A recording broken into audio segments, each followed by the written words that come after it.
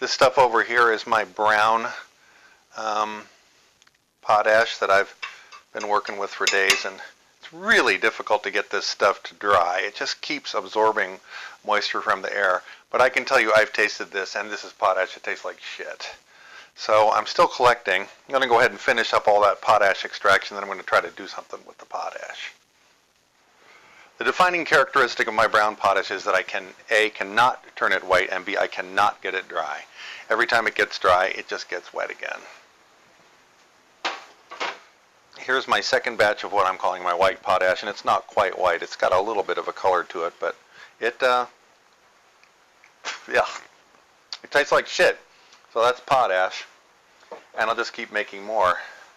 So this stuff I can't keep dry either. It just keeps absorbing water out of the atmosphere. So I'm going to have to look into a way to do a better job desiccating this stuff, which leads me to this. I have a loyal viewer whose grandmother gifted her the greatest gift of all time, I suppose, a pressure cooker.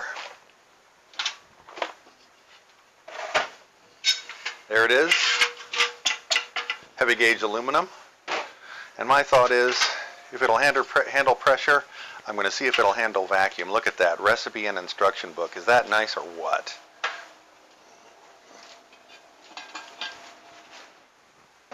So my thought is, this should make a handy dandy vacuum desiccator if I do it correctly. So I went out and got myself a piece of plexiglass. It's 1/2 inch in diameter. I decided to try to do this without destroying the pressure cooker nature of my gift, to see if I could, if you will, turn this into what I wanted non-destructively. So my steps are going to be to put a gauge and a port in here, to put a gasket around here, and then to hook it up to this Yar vacuum pump and see if I can pull a vacuum on this thing. The inner diameter of this thing is 12 inches. That means the unsupported surface area of this plastic is also 12 inches. The thickness of this is 1/2 inch. This is a pretty strong material, but it's 130-ish inches of surface area at a 14.5 psi. That works out to 1,600 pounds of pressure on this thing. I'm hopeful that it can handle that kind of pressure. I'm not certain it can, but I'm hopeful. I'm going to need to do a gasket. Let's try this. I don't honestly know. I just went and bought some weather strip. I have a couple thoughts on things that might work better, but they're not here. So let's just try this.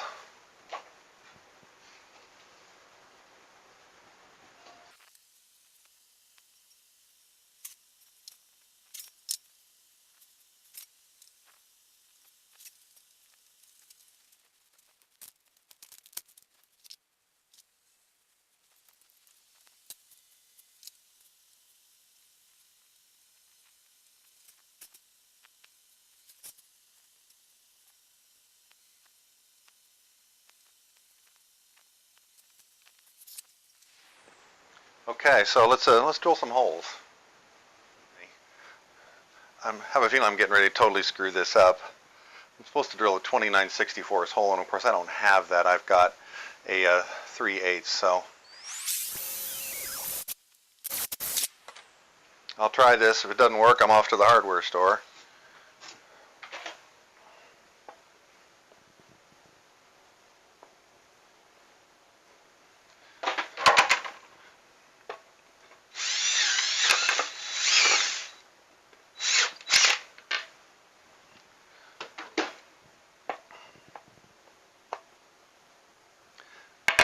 Looks like I'm off to the hardware store.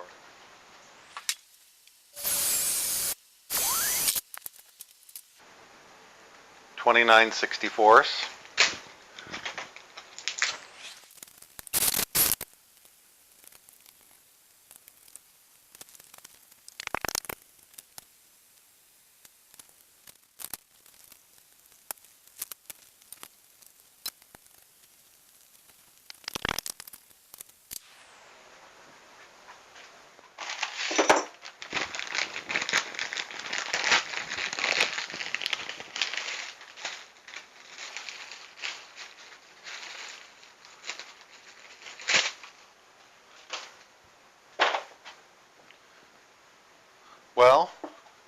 that's my first run at it.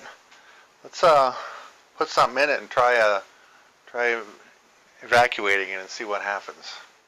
We're going to use this as our first attempted victim for my desiccating chamber. Let's see what happens.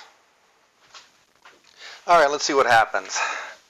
Now, before I do this, I think it's important to recognize that this thing is not designed to hold a vacuum. It's designed to hold pressure, and it's designed to go up to 15 psi. So that's essentially the equivalent of the vacuum I'm going to ask it to hold, but it's not designed for vacuum. It's designed for pressure. So there's always the possibility that this thing will fail, or that my top is not sufficiently strong. And my guess is that if it fails, it's going to fail catastrophically. So what I'm going to do is turn this thing on and then walk around the corner. I'll let the camera watch, but I don't feel any need to be a direct witness. So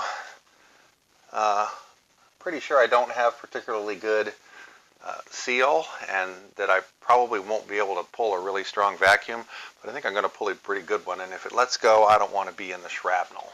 So here we go.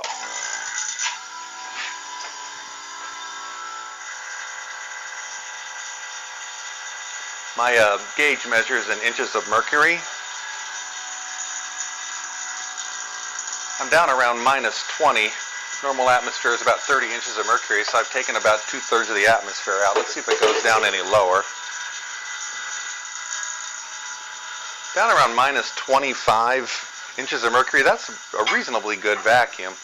That's almost certainly enough to do any desiccation I need to do.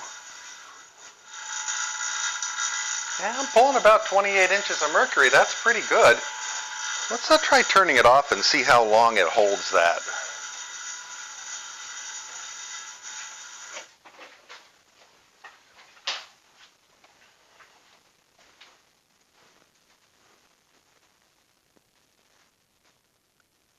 That's pretty good. Look at that. It's holding it pretty well. I expected it to lose it immediately.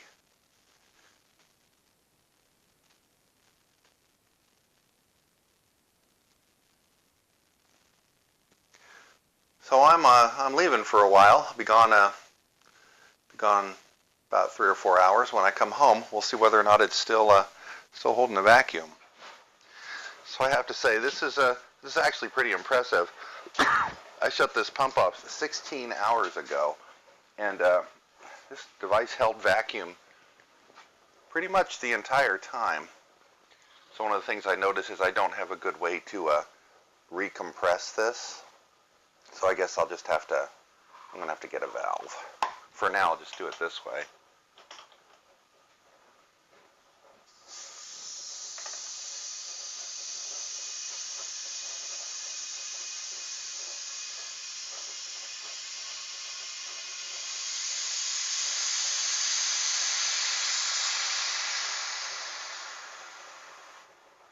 So other than the fact that I need a valve for relieving the vacuum, I have to say that was a pretty damned impressive first version. Looks like I might have oh, there we go. Thought I might have a seal problem.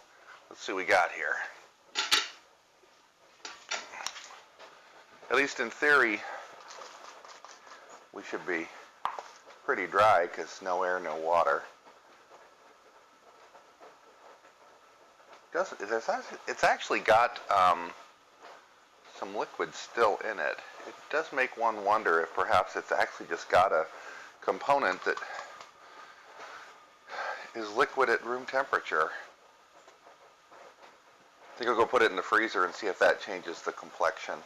But there's brown potash. We'll try drying other stuff and see if it dries better than that. No way that that's water. If it were water, it wouldn't still be in there. Well, thanks so much for my kind benefactor who gifted me this fabulous vacuum desiccation chamber. If you feel family urging and you just have to have it back, I haven't ruined it. I can give it back to you. I just received a rather unpleasant phone call from another regular viewer who is very concerned about my lack of publishing. Rest assured, I have a lot of long-term projects in the can, and I'll start getting video back out to you as soon as possible. Please feel free to like and subscribe, tell your friends, or don't if you don't want, that's fine too. But let's call this one a day for the vacuum chamber, and thanks very much for watching, and I'll see you later.